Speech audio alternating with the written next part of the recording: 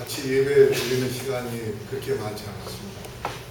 왜냐하면 학생으로 중학교, 고등학교 들어가면 또 학교별로 나가기 때문에 근데 아마 거의 10년 넘게 오랜만에 우리 아들이 피아노 친아이 둘째가 오늘 외박을 나와서 오랜만에 함께 예배를 좀 드린 것 같습니다.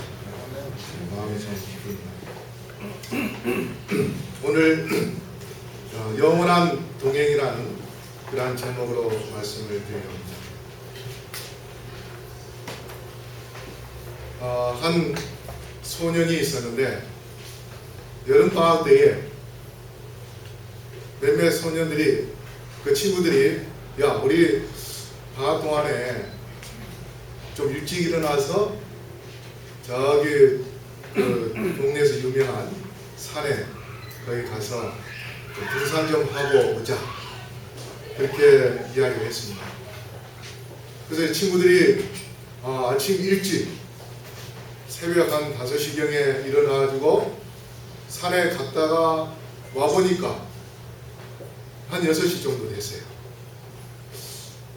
막상 일찍 와서 집에 들어가려 하니 아이들이 할 것도 없고 그래서 이 동네 골목 네거리, 조그만 네거리 골목에서 같이 친구들끼리 이런저런 이야기 하다가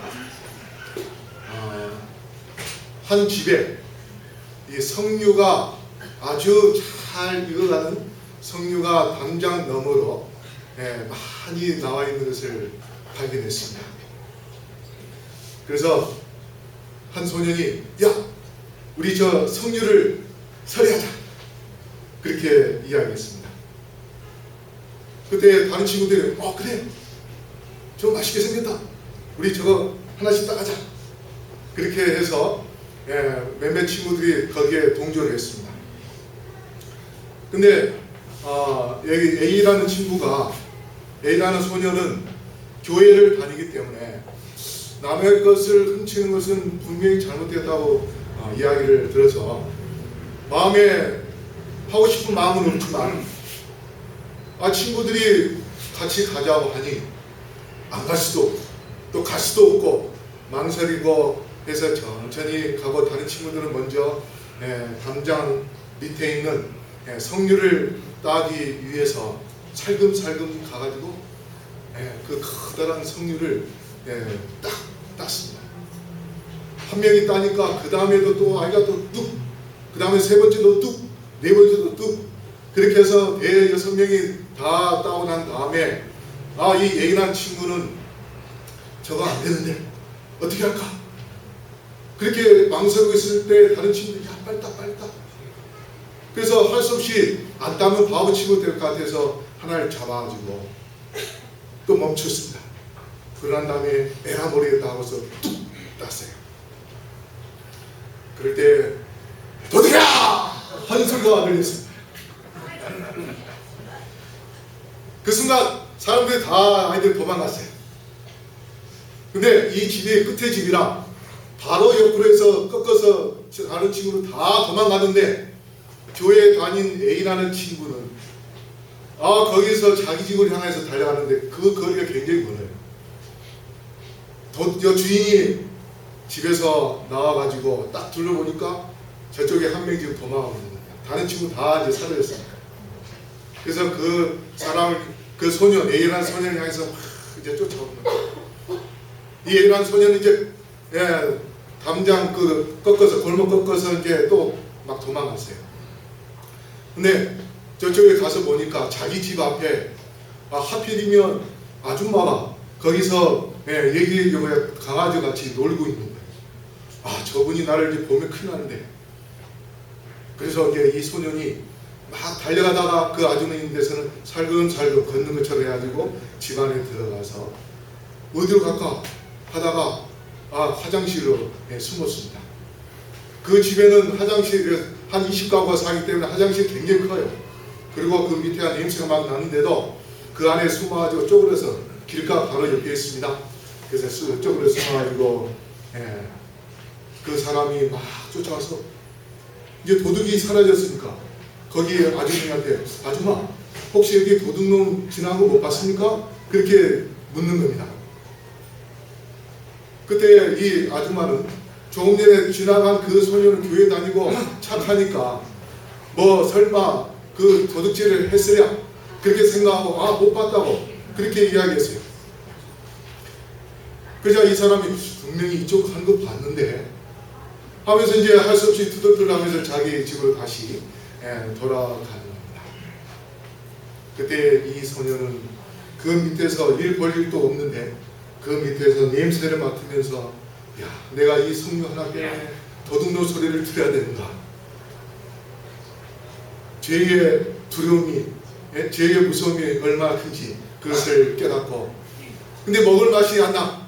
막상 땄긴 땄지만 그래서 에라 모르겠다 하고서 그냥 그 밑에다 던지고 자기 방에 슬그머니 들어가서 아무 일 없는 듯이 그렇게 누웠습니다.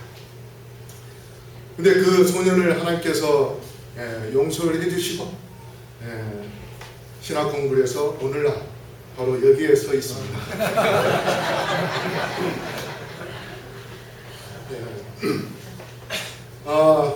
우리 창세기 5장 21절 말씀을 한번 읽어보겠습니다. 다 같이 읽어볼까요? 시작. 에녹은 65세에 무두셀라를 낳았고 무두셀라를 낳은 후 300년을 하나님과 동행하며 자녀를 낳았으며 그가 365세를 향수하였더라. 에녹이 하나님과 동행하더니 하나님이 그를 데려가심으로 세상에 있지 아니하였더라. 여기 보면 에녹이라는 사람이 나옵니다. 근데 에녹이 아들 무두셀라를 낳았어요. 무두셀라는 성경에서 가장 오래 산 969세까지 산 그러한 사람입니다. 근데 이 에녹이 무두셀라를 낳고 난 다음에 하나님을 철저하게 믿고 하나님과 동행한 그런 삶을 살았습니다. 제가 어렸을 때는 선생님에게 이야기 듣기는 무두셀라를 낳고 난 다음에 아버지가 아들에 대한 그 사랑을 깨닫고 나서 우리의 아버지 되시는 하나님의 사랑을 이해하는 가운데 하나님과 함께 동행을 했다. 그렇게 배웠습니다. 사실 이 하나님과 동행하는 것은 신앙인의 본질입니다. 신앙을 가는 데 있어서 가장 중요한 것이 하나님과 매 순간 동행하는 것. 이것이 아주 중요한데 이 무두셀라를 낳은 후에 동행했다고 했는데 그 전에 하나님과 동행했다는 말은 없습니다. 그러면 왜 무두셀라를 낳고 난 다음에 하나님과 더 긴밀한 관계를 가지면서 교제를 나누면서 동행을 했을까? 무두셀라의 뜻은 원래 병기에 든 자라는 뜻을 갖고 있는데요.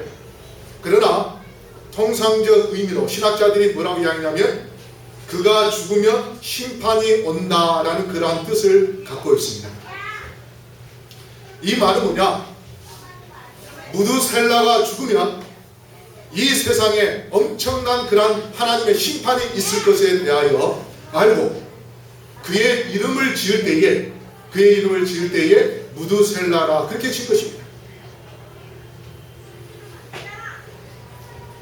다시 말해서 하나님께서 에녹이 무두셀라를 낳을 때 이 세상의 역사가 사실 이 에녹이 5대 손입니다. 아담으로부터 5대 손인데 그 5대 손 지나가는 그 짧은 세대지만 그러나 에덴 동산에서부터 시작되는 그 죄가 너무도 빨리 너무도 급속하게 그리고 널리 그 죄가 퍼져 나가서 이 세상이 하나님께서 보실 때 부끄럽고 정말 가슴을 치면서 후회할 정도로 그러한 죄악 세상으로 변질되어 버렸습니다. 하나님은 그것을 아시고 이 세상에 엄청난 그러한 신학과 심판, 그것을 내릴 것을 미리 바로 이 에녹에게 계시로 보여주셨습니다. 그래서 이 에녹이 사실 아들을 낳아서 아버지가 아들에 대한 사랑, 그것을 깨닫는 그러한 계기도 있었지만 하나님께서 1000년 뒤에 이 세상을 멸망시킬, 이 세상을 물로 멸망시킬 그러한 계시를 보고 나서 그가 심판에 대한 두려움을 깨닫고 바로 무드셀라를 낳은 다음에 하나님과 늘 동행하는 그러한 삶을 삽니다. 우리가 이 세상에 살아갈 때에 때로는 어려운 일도 겪을 수 있습니다. 그때 우리가 해야 할 일이 무엇인가? 바이브인의 증거보감 6권 47쪽에 보면 우리는 하나님과 영원한 것들을 붙잡지 않고 있다. 사람이 하나님과 동행하면 그분께서는 그들을 만세 반석에 숨게 하실 것이다. 그렇게 숨겨지면 그들은 모세가 하나님을 본 것처럼 하나님을 보게 될 것이다. 제가 그 성경을 하나 다운한 다음에 도둑이란 소리를 듣고 나서 제가 느낀 것은 이 하나님의 심판을 내가 지금 받고 있구나. 내가 지금 죄를 지음으로 해서 그 죄의 대가를 받고 있구나. 쫓기는 그 순간에 제가 얼마나 두려움 가운데 있었는지 모릅니다. 우리가 이 세상에 살면서 죄를 짓고 세상적으로 그렇게 살면서 우리는 사실 하나님 앞에 부끄러움 없이 부끄러움을 느끼지 못하고 살 때가 참 많이 있습니다. 그런데 우리가 그러한 부끄러움을 느낄 수 있을 때는 이 세상의 재앙을 보고 난 다음에 혹시나 하는 그러한 마음으로, 두려운 마음으로 자신을 돌아보고 회개하는 그런 경우들이 많이 있습니다. 쓰나미 경험을 할 때에 인도네시아에서, 그 다음에 일본에서 그러한 경험을 할 때에 이 여론조사를 해보면 젊은 사람들이 갑자기 교회에 나가는 그러한 경우들이 많이 일어납니다. 왜 그런가 하면 이 세상이 어떻게 끝날지 모른다는 그러한 두려움 때문에 그렇습니다. 그러나 우리가 그러한 심판이 분명히 이 세상에 있을 것이고 언제 있을지 모르지만 우리가 심판날 갑자기 예수님께서 도둑처럼 이 땅에 나타날 때에 그때 가슴을 치면서 후회하는 그러한 어리석은 사람이 아닌 미리 주님께 숨어서 주님, 이 세상이 언제 끝난다 할지라도 예수님이 이 땅에 언제 오셔서 심판하신다 할지라도 내가 기쁨으로 주님을 맞이할 수 있는 그러한 준비된 삶을 살 수 있도록 도와주십시오. 아멘.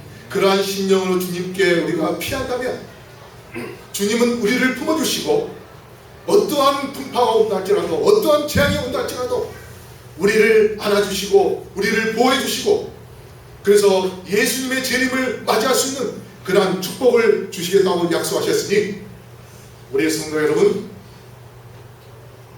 심판에 대한 깨달음 속에서 하나님과 동행한 에녹처럼 주님과 동행의 삶을 사시는 우리 모든 성도님들 되기를 간절히 바라겠습니다. 그런데 동행을 하려면 어떻게 해야 될까요? 아모스 3장 3절 거기 보면은 두 사람이 뜻이 같지 않는데 어찌 동행하겠으며. 여러분, 사랑하지 않는 사상이 같은 간첩들은요 같이 부부로, 위장 부부로 살 수 있습니다. 왜 그런지 아십니까? 사상이 같기 때문에. 그러나 사랑은 하긴 하지만 뜻이 다르면 어떨까요? 문제가 생깁니다. 우리가 친구와 동행을 한다 할지라도, 또 부모와 자녀가 동행한다 할지라도 좁은 길을 갈 때에 뜻이 같으면 그 좁은 길은 결코 좁지 않습니다. 같이 손을 잡고 조심조심 함께 걸을 수 있습니다. 그러나 아무리 길이 넓다 할지라도 같이 가는 중에 뜻이 맞지 않으면 중간에 뭐 하게 될까요? 서로 싸우고 그 다음에 헤어지고 문제가 생기게 되어 있습니다. 함께 동행이라는 것은 같이 뜻이 맞아야 됩니다. 그런데 잠깐도 아니고 영원히 뜻이 맞아야만이 영원히 동행할 수 있는데, 우리가 하나님과 영원한 동행을 원한다면 우리가 제일 먼저 해야 할 일은 뭐냐면 하나님의 뜻에 맞는 그러한 삶을 사는 것입니다. 아멘. 그러한 삶을 살기 위하여 우리가 뭐 해야 되는가? 하나님의 말씀을 읽고 하나님의 말씀에 순종하는 것입니다. 아멘. 그 말씀에 순종해 볼 때 하나님께서 축복해 주시는 그러한 경험, 그것이 산 믿음이 될 것이고, 그 다음에 우리가 어떠한 환난이 온다 할지라도 말씀 가운데 살게 되면 결코 흔들림 없이 끝까지 믿음을 지키고 예수님의 재림을 맞이할 수 있는 그러한 축복된 삶, 진리 가운데서 승리하는 그러한 삶을 살 수 있게 될 것입니다. 아멘. 그렇기 때문에 우리는 하나님의 말씀에 순종하게 되면 하나님의 뜻을 이루고 더 깊이 하나님의 뜻을 이해하고, 그렇게 해서 우리는 영원히 이 세상에서 하나님과 동행할 뿐만 아니라 저 하늘 고장에서도 영원히 하나님과 동행할 수 있는 그러한 삶을 살 수 있습니다. 그러므로 우리 성도 여러분, 이곳에 나와서 하나님의 말씀을 들을 때에 그 말씀을 그대로 받아들이고 그 말씀에 순종하는 그러한 삶을 살게 되기를 간절히 바라겠습니다. 아멘. 그 다음에 이 동행에 있어서의 방편, 그것은 뭐냐면 믿음과 이 소통입니다. 만약에 같이 가는 사람이 믿을 수 없는 사람이면 어떻습니까? 함께 못 가죠. 옛날에는 지하철 탈 때에 지하철 타기 전에 문 이게 있었습니까? 처음에는 없었죠. 근데 가끔씩 이제 미친 사람들이 그야말로 미쳐버리니까 사람들이 지하철에 죽는 그러한 사고들이 있습니다. 그래서 이제 더 이상 사람을 믿을 수 없기 때문에 사람들을 안전하게 하기 위하여 돈을 들여서 그것을 만들어 놨습니다. 같이 동행을 하고 있는데 이 사람이 나를 죽일 사람인지 나와 함께 편안하게 갈 사람인지 그런 믿음이 없으면 어떻습니까? 불안해요. 계속 눈치를 봐야 되고 뒤로 가면 혹시 뒤에서 칼 빼면 어떡하는 그런 마음 때문에 또 뒤돌아봐야 되고 그러나 하나님과 우리 사이에 믿음이 있으면 하나님께서 내가 어떤 어려움이 있을 때 나를 도와주셨다, 그런 경험이 있으면 뭡니까? 모든 것을 다 내려놓고 누가 무슨 말을 한다 할지라도 오직 하나님께 모든 것을 맡기고 예수님의 말씀대로 살아갈 수밖에 없습니다. 아멘. 그게 믿음이에요. 그런 믿음을 통해서 우리가 나아가야 되는 것입니다. 그래서 에녹이 바로 히브리서 11장 4절에 믿음으로 에녹은 죽음을 보지 않고 옮겨졌으며 했습니다. 그가 믿음의 삶을 통하여서 믿음으로 하나님과 300년 동안 동행을 했기 때문에 하나님께서 에녹을 볼 때에 너무 사랑스러워요. 이 세상 사람들은 지금 죄로 인해서 정말 형편없이 그렇게 변질되어가고 있는데 철저하게 하나님을 믿는 그 에녹, 그들을 비해 볼 때는 정말 사랑스러운 것입니다. 그래서 하나님께서 야, 너를 그다 죽면은 너 물로 멸망당하면 안 되겠다. 내가 너를 하늘로 데려가야 되겠다. 그래서 하나님께서 에녹을 하늘로 데려가셨습니다. 우리는 자주 그런 믿음을 갖기 위하여 하나님과 뭐 해야 하는 거 소통을 해야 됩니다. 요새 우리 최근에 사람들의 이야기가 소통 이야기합니다. 사도행전 13장 22절 보면 다윗 왕을 하나님의 마음에 합한 사람이라 그렇게 이야기합니다. 왜 그렇게 하나님의 마음에 합한 사람이라고 이야기하는가? 사무엘상 23장 2절에 보면 다윗이 여호와께 묻자오되, 그 다음에 4절에도 다시 묻자오되. 다윗은 사실 모든 사람들에게 존경과 그야말로 숭앙을 받는 그러한 사람이었습니다. 그런데도 왕인 이 다윗이 매 순간마다 나라의 국사를 위해서 어떤 것을 결정할 때에 그가 제일 먼저 한 것이 하나님께 묻자오되였습니다. 하나님, 제가 이것을 해도 되겠습니까? 하나님, 제가 지금 이것을 해보려고 하는데 괜찮겠습니까? 그래서 이 책에 보면은 예수라면 라는 그런 책이 있습니다. 예수라면 어떻게 결정할 것인가? 만약에 지금 안식일날 내가 결혼식장에 가야 되는데 안식일을 지켜야 되는데 어떻게 할까? 예수님이라면 어떻게 할까? 하는 그런 고민을 해야 되는 겁니다. 우리가 지금 오늘 하나님의 말씀을 전해서 전도하러 가야 되는데 내가 또 그냥 집에 와서 편안하게 쉬면서 텔레비전 보고 있어야 될까? 예수님이라면 내가 이 자리에서 지금 예수님께서 텔레비전을 보고 계실까? 아니면 전도하러 나아가실까? 그래서 매 순간순간마다 예수님께 묻는 것, 그것이 바로 예수님과 나 사이에 소통하는 겁니다. 소통. 그래서 여호와의 뜻을 헤아리는데 힘쓴 다윗은 하나님께서 그에게 이야기하기를 하나님의 마음에 합한 사람이다, 그렇게 이야기를 하십니다. 그렇게 동행하는 결과 아까도 말씀드린 것처럼 하나님께서는 에녹을 하늘로 데려가셨습니다. 하이부인이 이렇게 말씀하십니다. 증거보음 1권 137쪽에 예수님께서는 우리의 힘과 능력에 맞는 길을 우리에게 예비하여 놓으시고 마치 야곱처럼 자녀들이 감당할 수 있을 만큼 천천히 일정하게 행진하심으로 그분의 동행이 우리에게 안위가 되게 하시며 하나님께서 우리의 영원한 인도자가 되신다. 우리가 이 땅에 사는 때에 예수님 민다해서 모든 일이 다 만사형통하는가? 그렇지 않습니다. 그렇죠? 저도 예수님을 잘 믿어보려고 했지만 중학교 2학년 때에 저희 가정이 어려워서 1년 동안 학업을 중단하고 공장도 다녀보고 그렇게 했습니다.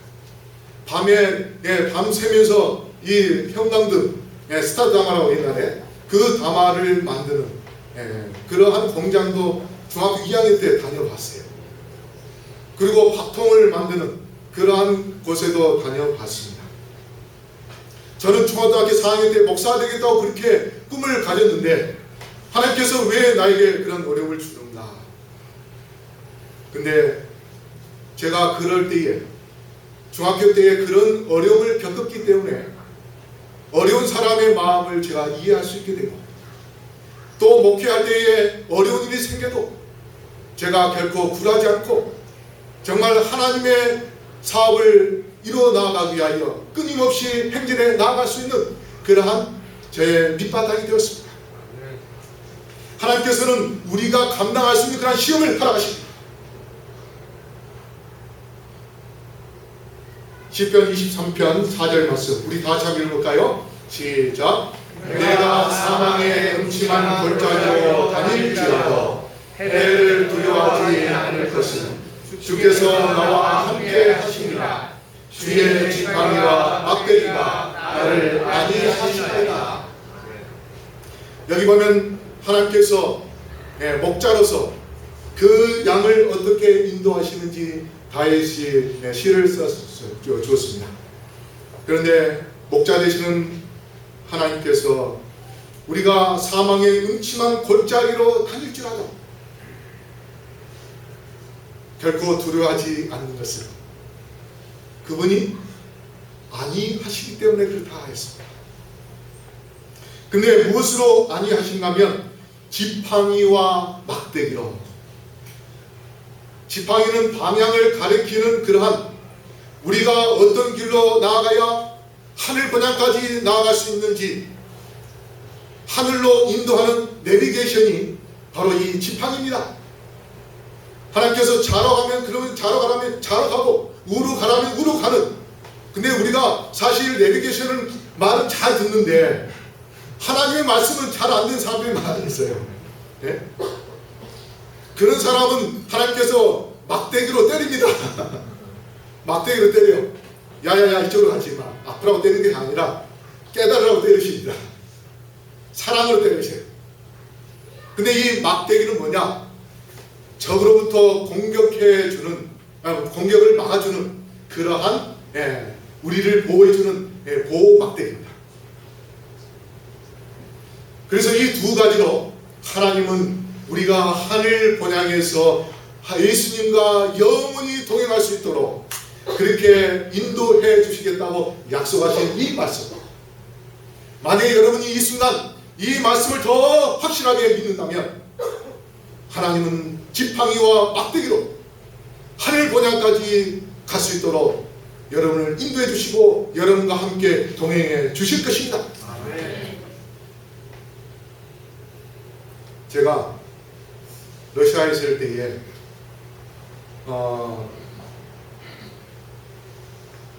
원래 처음에 93년도 이제 러시아 가겠다고 할 때에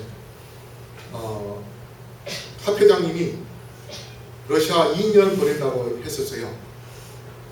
근데 짐을 다 싸가지고 컨테이너를 보내고 난 다음에 출발하기 전에 인사하러 제가 합회에 갔더니 합회장님이 점심 먹으러 가자 하더라고요. 그래서 식당에 갔습니다. 갔더니 식사하러 막 앉으려 하니까 저한테 뭐라냐, 김 목사 거기 3년이야? 그렇게 이야기하시더라고요. 아니 하루아침에 2년에서 3년 1년이 늘어난 거예요.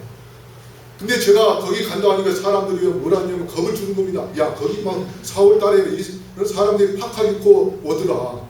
그렇게 추운데 어린 아이들 데리고 제 큰애가 5살이고 둘째가 3살 때였습니다. 그런 어린아이들 데리고 어떻게 그 추운 데가 살려고 가느냐고. 그래도 2년이니까 참고 올만 하겠지. 그런데 출발하기 전날 합회장님이 3년이라고 딱 이야기하니까 속으로 좀 뜨끔했습니다. 이거 큰일 났네.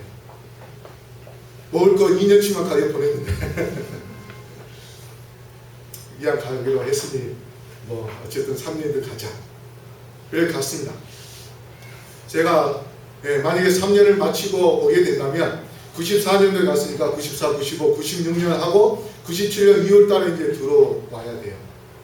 근데 거기서 지내다 보니까 할 일이 너무 많고 그래서 1년씩 연장하다 보니 제가 5년 있었습니다. 근데 5년 있을 때에 5년째 98년도 제가 99년 2월 달에 들어왔는데 98년도 12월 24일 날 저에게 커다란 사건이 터졌습니다. 그게 뭐냐면 제가 있는 곳에는 청명 선교사가 처음에 왔을 때 5명 왔다가 나중에 줄여서 3명이 있었는데 그쪽에 분교가 10군데가 있었어요. 그래서 그 10군데를 관리를 해야 되는데 월세나 이런 것들을 줘야 되니까 한국에 있는 연합회가 선교사들이 들어올 때 그 편으로 자금을 보내줬습니다. 근데 만약에 선교사가 안 들어오면은 자금이 들어오지 못하게 되고 그렇게 되면 결국 이렇게 교회 문을 다 닫아야 돼요. 그런데 러시아가 법이 바뀌면서 선교사에게 비자를 안 내주겠다고 된 거예요. 그래서 러시아 삼육대학이 있으니까 그 삼육대학을 통해서 비자를 만들어 보려고 했는데 그 전년도에는 만들어줬는데 98년도에는 안 된다는 거예요. 거기에 건물을 뺏기는 그러한 어떤 사건이 있어가지고 그래서 이거 어떻게 해야 되나 고민을 하다가 관광 비자로 들어오게 했습니다. 왜 그런가면 제가 거기서 이제 침을 놓으면서 사람들이 저한테 이제 침 맞으러 왔었는데 한 번은 누가 왔냐면 러시아 국경 수비대가 침 맞으러 왔습니다. 중산에. 근데 러시아에 처음에 도착하면 제일 먼저 누구를 만나게 되냐면 문을 딱 여니까 제일 먼저 군복을 입은 사람들이 우락부락 생긴 사람들이 들어오더라고요. 그 사람들은 뭐냐면 국경 수비대입니다. 이 사람들이 딱 오더니 살피고 그러난 다음에 내려가요. 그러고서는 이제 그 이미그레이션을 이제 통과할 때에 제일 먼저 국경 수비대가 비자를 딱 보고서 얼굴 맞는지 안 맞는지 다 확인한 다음에 도장을 찍습니다. 그리고 한 장을 찢어서 자기가 갖고 2장을 줘요. 그리고 나중에 나갈 때에 또 비자 하나 또 찢어서 자기가 가지고 나중에 이제 하나는 자기가 이제 소관을 보관하는 그런 식으로 되는데, 바로 그 한 공항에서 일하는 국경 수비대 중사가 저한테 침을 맞으러 왔어요. 그래서 침을 놔줬더니 이 사람이 머리가 어지러워가지고 가끔씩 갑자기 쓰러진대요. 근데 이제 저한테 맞고서는 좋아졌다고 이 소령을 또 데리고 왔더라고요. 이 돌팔이한테. 그래서 이제 소령을 데리고 와서 이게 침을 놔주는데 환자들이 좀 몇 명 와다 보니까 이 사람이 시간 없고 그냥 소령을 갔었어요. 근데 이제 이 중사가 나중에 혹시 비자 문제 있으면 자기한테 찾아오라는 거예요. 그럼 도와줍니다고. 그래서 그때 2월 달에 한 학생이, 러시아 상륙대 학생이 비자를 결혼을 하고 난 다음에 그 부인의 그 비자를 학생 비자로 갖고 들어와야 되는데 관광 비자 6개월짜리를 갖고 들어왔어요. 처음에는 모르고 왔다가 막상 신고하러 가보니까 이게 관광 비자고 연장이 안 된다는 거예요. 그래서 이 신부가 결혼하자마자 다시 혼자 한국에 나왔다가 들어와야 된다고 하니까 막 펑펑 우는 겁니다. 그래서 그 친구를 찾아가지고 야, 이런 문제가 있는데 도와줄 수 있냐 했더니 도와줄 수 있다. 그래가지고 그 문제를 해결해 줬어요. 그래서 그걸 생각나가지고 이거 해서는 안 되지만 그 러시아 선교사들이 안 들어오면 교회 문을 다 닫고 고민하다가 그래 그냥 불법 비자로 관광 비자로 들어오게 해야 되겠다 하고서 이제 3명 보고 들어오게 했습니다. 그 다음에 이제 3개월 동안은 법적으로 이제 있다가 날짜 지나고 난 다음에 불법 체류를 하고 그러고 난 다음에 이제 다들 1년 기간을 마치고 가야 되는데 어떻게 해야 될까 고민하다가 그 친구한테 물어보니까 비자를 만들어가지고 가져오면 도와주겠다는 거예요. 그래서 이제 하나당 500불씩 아니 50불씩 해서 150불 내놔라 하더라고요. 그러면서 이제 12월 23일 날 밤에 저희 집에 찾아왔어요. 찾아와서 도청되는지 않는지 다 살펴보고 난 다음에 친구가 뭐라냐면 내일 아침에 공항에 나가봐라. 공항에 나가면 세르게이라는 사람이 소련인데 10시에 그 사람이 나타날 것이다. 바로 이게 공항인데요. 2차 앞에 그쪽에 가면 만날 수 있다. 그래서 그 사람에게 비자와 여권을 주라. 그렇게 해서 이제 그걸 주고 하면 두 사람을 다 도와줄 것이다. 근데 자기는 다음 날 훈련 받으러 가야 되기 때문에 없다는 거예요. 그러면서 저보고 뭐라고 이야기했냐면 그 사람한테 부탁을 하되 절대로 돈 준다는 소리 하지 마라. 그렇게 이야기를 했어요. 그래서 제가 그 다음날 아침에 찾아갔습니다. 그랬더니 키 큰 사람이 나타나서 세르게이냐 물었더니 이 사람이 뭐냐면 세르게이는 아니고 내 친구가 세르게이다 그렇게 이야기해요. 근데 사실요 러시아는 이름이 똑같은 이름이 많습니다. 한 반에 세르게이 하면 4-5명 손들어요. 그러니까 이 친구가 세르게이 어떤 세르게이인지 모르지만 뒤에 이제 부칭을 불러야 되는데 하여튼 그 사람이 그러면 뭐 도와줄까 해서 제가 이제 비자와 그 다음에 여권을 주면서 이렇게 도장을 좀 찍어달라. 그렇게 했더니 그 친구가 그럼 내가 전달하겠노라. 그래서 오후 5시에 오라고. 그래서 오후 5시에 갔습니다. 이 사람이 나타나고 저한테 그걸 주는데 분명히 전에 다 이야기됐기 때문에 주면 도장을 찍어줄 것으로 돼 있는데 여권이나 비자에 도장을 안 찍고 그냥 가져온 거예요. 그러면서 이 사람이 뭐라면 좀 있으면 그 세르게이가 이 코시온이라는 세르게이가 나올 텐데 키 조그마한 거 그 사람한테 다시 이야기하는 거예요. 그래서 할 수 없이 이제 기다렸습니다. 좀 있으면 그 사람이 왔어요. 와가지고 이제 저보고 뭐 도와줄까 그렇게 묻더라고요. 그래서 분명히 다 이야기 됐는데 뭐 도와줄까 묻는 거예요. 그래서 이야기 다 됐는데 이상하다 싶어서 어찌만 하여튼 이야기했습니다. 이렇게 해서 몇 월 며칠 날 일본에 나갔다가 몇 월 며칠 날 미국에서 들어온 것처럼 도장을 좀 찍어주라. 그렇게 했더니 이 사람이 좀 있다가 두리번들만 하니 다시 한 번 또 설명을 하는 거예요. 그래서 내가 러시아말 몰라서 잘 못해서 못 알아들었나 하고서 또 다시 저한테 또 설명했습니다. 그랬더니 이 친구가 또 뭐라냐면 자기 사무실로 가자는 거예요. 그래서 여기가 그 사할린의 공항입니다. 2층. 이 공항으로 가는데 이 가기장, 바로 가기장 왼쪽 편에 길다랗게 좁은 골목길처럼 되어 있는 사무실이 있어요. 그 사무실 맨 끝에 갔습니다. 갔더니 얇은 유리로 되어 있는 샤시 문, 그 출입문으로 되어 있는 것을 문을 열고 안으로 들어가는 거예요. 그러고서는 이 사람이 자기 의자 딱 앉더니 또 저것도 앉으라고 하더라고요. 그러면서 뭐라냐면 다시 한번 또 설명을 하라고 하더라고요. 아니 충분히 이야기를 했고 벌써 두 번째 이야기했는데 또 하라고 하는 거 보니까 이 친구가 내가 어제 150달러 주기로 했는데 돈을 더 요구하려고 하나 보다.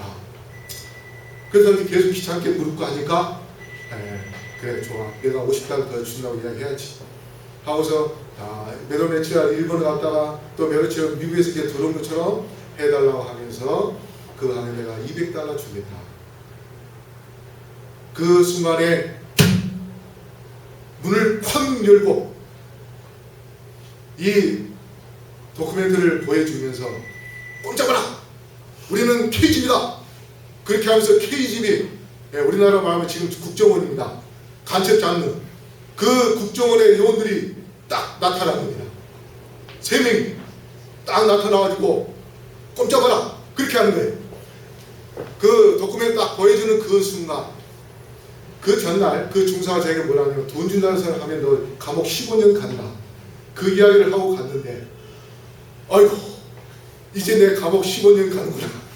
순간에 감옥 15년 그 딱 생각나는 거예요. 큰일 났다.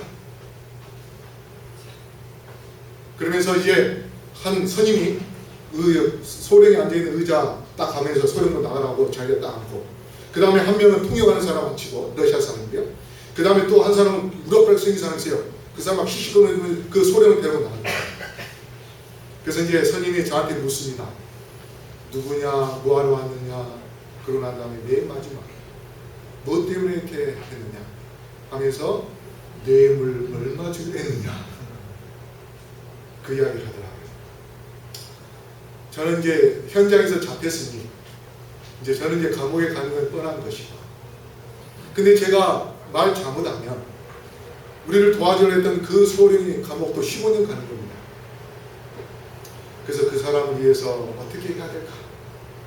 진실을 말해야 되나? 그 사람의 감옥을 집어넣을 수도 없고, 그래서 이제 할 수 없이 하나님께, 하나님 제가 거짓말을 해야 되겠습니다 하면서 뇌물 준다는 소리 안 했다, 그렇게 이야기했어요. 그랬더니 이 사람이 뭐라냐면 사실대로 이야기하는 거예요. 우리가 증거가 있고 우리가 그 밖에서 다 듣고 들어왔다는 겁니다. 근데 처음에 증거가 있다는 말에 제가 무슨 말인지 이해를 못했어요. 근데 좀 있다가 그 우락부락 생긴 사람이 딱 들어오더니 막 또 씩씩거리고 막 그렇게 하더만 주머니에서 뭘 꺼내요. 뭘 꺼내냐면 조그만 소형 테이프 그 녹음기죠. 그 소형 녹음기를 딱 꺼내는 겁니다. 그러고서는 제가 이제 그걸 꺼내고 보았어요, 살짝. 근데 거기에서 누구 목소리가 나오냐면 제 목소리가 나온 거예요. 그러니까 아까 그 소령이 분명히 KGB, 나중에 알고 보니까 KGB가 보낸 사람이었습니다. 근데 뇌물 준다는 소리를 녹음을 해야 되는데 제가 계속 말 안 하니까 할 때까지 계속 하게 했던 것이고, 그러니까 이제 제가 이제 말했으니까 이 사람은 뭡니까? 그 녹음을 다 시켰을 거예요. 그래서 그 순간이 큰일 났구나. 바로 저 소리였구나. 증거가 있단 말이 저였구나. 그래서 이제 큰일 났습니다. 하나님, 이제 제가 속으로 기도합니다. 하나님, 저는 어차피 현장에서 잡혀서 감옥에 가게 돼 있는데 그 소령, 우리를 도와주려 했던 그 소령 감옥에 가면 되겠습니다. 그래서 제가 어떤 기도를 했냐면, 하나님 죄송합니다만 아까 200달러 준다는 소리 저 녹음기에서 지워주십시오. 제가 그렇게 기도했습니다. 참 어리석은 기도죠. 제 앞에 통역에 있던 사람이 좀 더 선임인가 봐요. 이 사람이 그 앞에 소리 딱 듣더니 그게 필요 없다고 뺐으면서 뒤에 돈 준다는 소리만 들으면 된다고. 그런데 앞에서 다 지나고 난 다음에 이제 맨 마지막에 매달 며칠 날 일본에 갔다가 매달 며칠 날 미국에서 들어온 것처럼 도장을 찍어달라. 그 소리를 이제 듣고서는 이 선임이 이 사람 러시아 말 잘하네. 그러니까 제가 러시아 말을 못한 건 아니었었어요. 네? 그러고 난 다음에 이제 날짜 끝나고 나서 돈 $200가 제가 이거 하면은 $200 주겠습니다. 그렇게 이야기를 했는데 저는 이제 긴장됩니다. 하나님 제발 $200 저를 지어주십시오. 그 순간에도 그렇게 간절히 기도했습니다. 하나님께서 응답을 해주셨을까요? 안 해주셨을까요? 네? 예, 하나님께서 그걸 지어주셨습니다. 그걸 지어주시고 전혀 그 사람의 목소리를 녹음도 안 했는데 바로 제 앞에 있는 사람의 목소리가 $200 준다는 그 때에 갑자기 튀어나온 것입니다. $200 주겠다는 그 녹음했던 그 목소리는 싹 사라져버렸습니다. 저는 그 순간 캐제를 부르면서 속으로 너무 기뻤습니다. 하나님 그 음성을 지어주시니 감사합니다. 저를 살려주시니 감사합니다. 그래서 나중에 그 다음 주에 월요일날 KGB에 오라고 하더라고요. 그 선교사들 같이 만나서 가기 전에 좀 떨렸습니다. 왜 그러냐면 옛날 러시아에 있을 때 우리 교포들이 시베리아 KGB에 끌려가면 시베리아에 끌려가지고 죽는다는데요. 살아 돌아온 사람이 없다는 거예요. 근데 그리고 다시 이제 KGB 사무실로 오라니까 혹시 고문해가지고 또 다시 그렇게 하려고 하는 거 아닌가 긴장을 했는데 나중에 그냥 아무 탈 없이 추방할 테니 러시아에 대하여 나쁜 감정을 안 갖겠다. 그렇게 글을 쓰고 사인을 하라는 겁니다. 그렇게 해서 돌아왔습니다. 하나님은 우리의 죄를 용서해 주시고 그 다음에 그의 지팡이와 그의 막대기로 때로는 지치면 우리를 업어서 하늘 본향까지 동행하기를 원하시는 그 하나님, 여러분 그분을 여러분의 삶의 목자로 모시지 않겠습니까? 아멘. 여러분께서 주님과 함께 동행하기를 원한다면 그분께서는 가장 좋은 길로 안내해 주시고 때로는 힘들고 어렵다 할지라도 여러분을 지켜주셔서 하늘 본향에서 영원히 동행할 수 있는 그러한 축복을 주실 텐데 우리 모두 다 에녹처럼 정말 이 세상이 얼마 남지 않은 걸 깨닫고 심판이 분명히 일어났다는 것을 깨닫고 각성하여서 철저하게 주님을 만나 주님과 함께 동행하는 그래서 영원한 삶을 누리시는 주님의 백성들 되기를 간절히 바라면서 말씀 마치겠습니다. 아멘.